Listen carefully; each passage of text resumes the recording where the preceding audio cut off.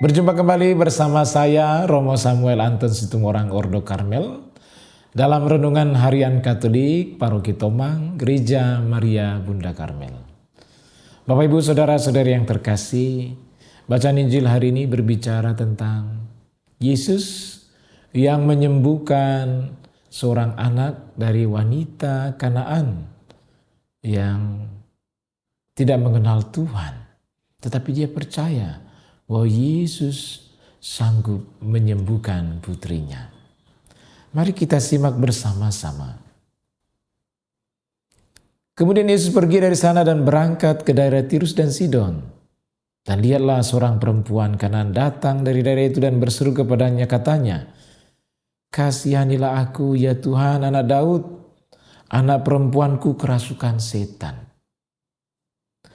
Tirus dan Sidon adalah kota-kota non-Yahudi yang terletak sekitar 50 mil atau 80 km jauhnya. Yesus pergi sejauh ini untuk memenuhi kebutuhan seorang perempuan non-Yahudi ini, untuk menunjukkan kasih yang luar biasa yang tak terduga dari Yesus kepada perempuan Kanaan ini. Dalam perikop lain dikatakan dari Siro-Fenisia. Penggunaan istilah lama Kanaan oleh Matius menunjukkan bahwa ia tidak dapat melupakan asal-usulnya. Ini keturunan musuh-musuh kuno Israel datang kepada Mesias Yahudi untuk meminta berkat. Tidak mungkin Yesus pergi ke wilayah Tirus dan Sidon. Pada waktu itu atau tidak lama kemudian, Josephus dapat menulis dari orang-orang Fenisia, orang-orang Tirus memiliki perasaan paling buruk terhadap orang-orang Yahudi. Lalu perempuan itu berkata, "Kasihanilah aku, anak perempuanku sangat kerasukan setan." Wanita ini datang untuk memohon bagi putrinya, dan ia memberikan gambaran tentang dua permohonan yang sangat efektif. Kebutuhannya yang besar mengajarkannya bagaimana berdoa. Ketika ia datang kepada Yesus, ia menjadikan kebutuhan putrinya sebagai kebutuhannya sendiri. "Kasihanilah aku ya Tuhan, putra Daud." Begitu kata perempuan itu. Perempuan bukan Yahudi juga mengerti siapa Yesus. Banyak orang sebangsa Yesus sendiri tidak tahu siapa Yesus. Bahkan sampai hari ini, orang-orang Yahudi sendiri yang di zaman modern ini tidak mengerti, tidak mengenal siapa Yesus. Tetapi perempuan Kanaan ini sungguh-sungguh tahu siapa Yesus. Mungkin perempuan ini tahu bahwa Yesus telah menyembuhkan orang-orang bukan Yahudi sebelumnya. Namun yang membuat pertemuan ini unik adalah Yesus melakukan mujizat-mujizat itu ketika orang-orang bukan Yahudi datang kepadanya di wilayah Yahudi. Di sini Yesus datang ke wilayah bukan Yahudi dan bertemu dengan perempuan Kanaan ini. Tapi agak mengherankan, Yesus tidak menjawab sepatah kata pun kepadanya. Meskipun ibu yang bukan Yahudi itu memohonkan pengampunan bagi putrinya, Yesus tidak segera memberikan jawaban yang menggembirakan. Sikapnya yang pendiam justru memunculkan respon yang lebih bersemangat dan penuh iman dari perempuan yang bukan Yahudi itu. Seperti kata Agustinus, firman itu tidak mengucapkan sepatah kata pun, dan itu sangat tidak seperti dirinya. Dia yang selalu siap menanggapi seruan kesedihan, tidak memberikan tanggapan kepadanya. Lalu murid-murid berkata, "Usirlah dia, karena dia terus berteriak-teriak mengikuti kita." Kemungkinan besar murid-murid bermaksud, usirlah dia dengan memberikan apa yang dia inginkan. Sangat mungkin mereka hanya ingin dia pergi. Dan cara termudah adalah Yesus harus menyelesaikan persoalannya. mengusirnya. Kata kerja yang sama dalam Lukas 2 ayat 29 berlaku untuk pengusiran setelah keinginannya terpenuhi. Lalu Yesus mengatakan, "Aku tidak diutus kecuali kepada domba-domba yang hilang dari rumah Israel." Yesus menjelaskan fokus misinya kepada murid-muridnya yang kesal dan kepada perempuan bukan Yahudi itu. Ia menjelaskan dengan tegas bahwa ia tidak diutus kepada orang-orang bukan Yahudi seperti perempuan itu. Patut dipertanyakan, apakah Yesus bermaksud mengatakan domba yang hilang di antara kaum Israel, atau bermaksud mengatakan bahwa Israel secara keseluruhan adalah domba yang hilang? Pesan Yesus kepada murid-muridnya dalam Matius 10 ayat 6, "Pergilah kepada domba-domba yang hilang dari kaum Israel." Tampaknya menyiratkan yang terakhir. Lalu kemudian perempuan itu datang dan sujud menyembah Yesus sambil berkata, "Tuhan, tolonglah aku." Ia menanggapi penolakan dari Yesus dengan tekad yang lebih besar untuk berhasil dengan permintaannya.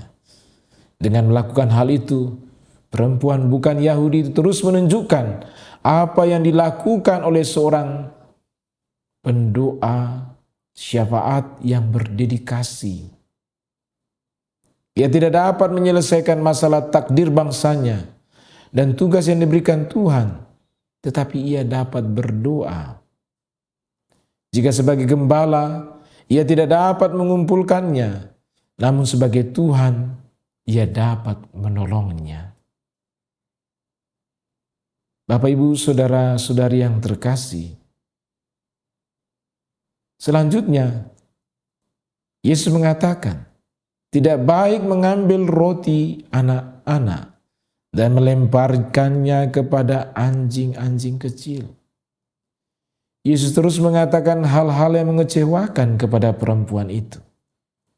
Namun ini tidak sekeras yang mungkin terdengar pada awalnya.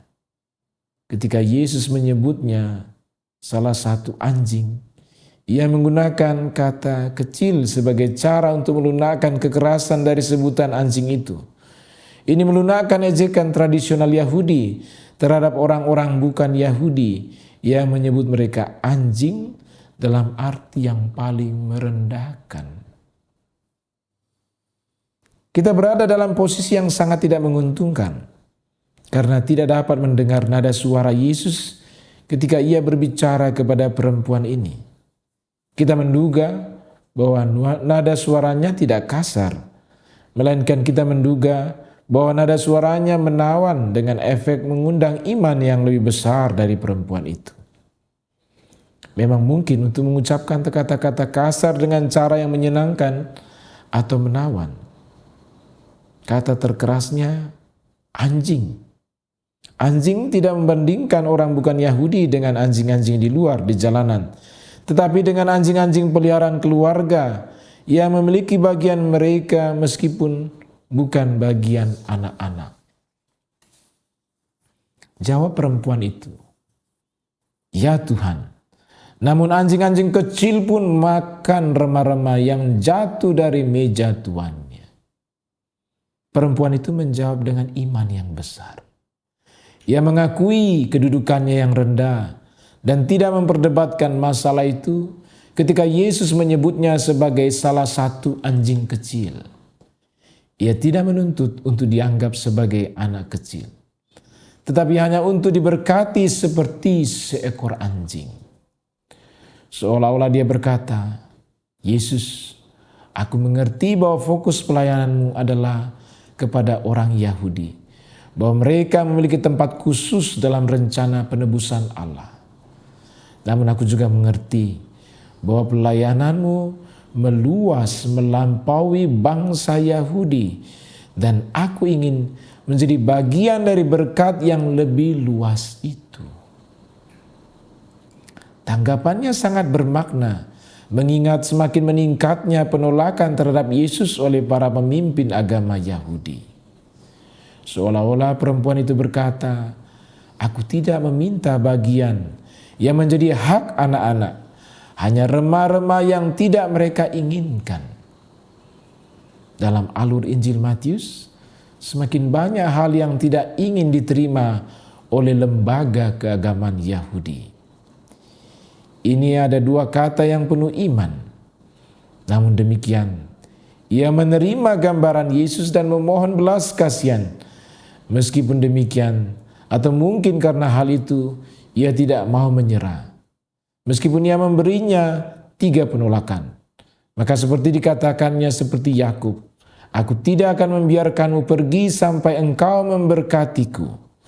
Dan seperti ia, seperti seorang pangeran, demikian pula ia seperti seorang putri, memohon kepada Allah dan memperoleh hal yang diinginkannya. Saudara-saudari yang terkasih, mungkin seseorang telah membisikkan di telinga kita, bagaimana jika kita bukan salah satu dari orang-orang pilihan. Nah, itulah yang dimaksudkan oleh ungkapan Tuhan kita kepadanya. Perhatikan bahwa wanita ini sama sekali tidak membantah kebenaran itu. Dia tidak mempertanyakannya. Dia dengan bijak mengabaikannya. Dia terus berdoa, Tuhan tolonglah aku. Tuhan kasihanilah aku. Bapak, Ibu, saudara-saudari yang terkasih, saya mengundang Anda untuk meniru wanita Kanaan yang beriman ini. Dia punya tekad yang kuat, kemauan yang kuat untuk terus datang kepada Yesus, menyembah Yesus, mohon kepada Yesus. Meskipun berulang kali Yesus berusaha menolak secara halus, tetapi dia terus mendesak Yesus untuk mengabulkan permintaannya, menyembuhkan putrinya yang kerasukan setan. Inilah sikap iman yang kita perlukan. Terus datang kepada Yesus, mendesak Yesus, sampai Yesus memenuhi keinginan kita, permohonan kita. Dan seperti perempuan itu pada akhirnya, Tuhan mengabulkan permohonannya. Semoga setiap doa-doa kita yang kita panjatkan kepada Yesus juga dikabulkan seperti Yesus mengabulkan permohonan wanita Kanaan ini. Amin.